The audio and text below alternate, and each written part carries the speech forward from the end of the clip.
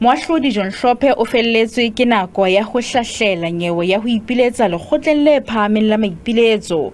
O hlolehile ho fihlella pehelo ya sethathong e neng e le kgweding ya Mphalane ngwahola. Hlophe o ne a fumanwe a le molato ke komishene ya ditshebeletso tsa baahlodi. E ne e le ka mora qeto ya lekgotla la komishene ya ditshebeletso tsa baahlodi ya Mmesa 2021 e leng ya fumana ha Hlophe a ile a leka ho susumeletsa baahlodi ba lekgotla la molaotheo Nkabinde le Chris Jafta nyeweng e amanang le mopresidente wa mehleng Jacob Zuma ha e sa le mopresidente ka 2008.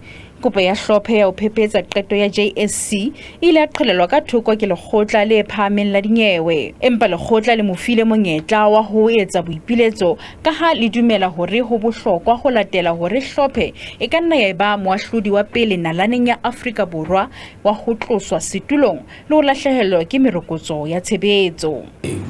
Qeto ya lekgotla le phahameng la Gauteng e tla kenya tshebetsong ntle fela le ha ile hore Judge Hlophe a ka etsa kopo hona lekgotleng la maipiletso le hore la mo dumella hore a kenye tsebiso ya hore wa ipiletsa.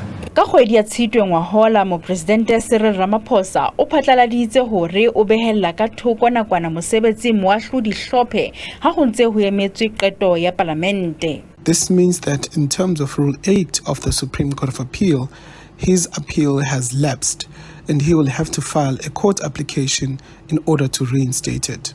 What this also means is that there is no longer any legal impediment stopping Parliament from proceeding with the impeachment process. Le ha Hlophe a behelletswe ka thoko nakwana mosebetsing, o lebelletswe hore a phethele dinyewe tse neng di se di mametswe. Maqwetha a hae ha a fumaneha ho ntsha maikutlo.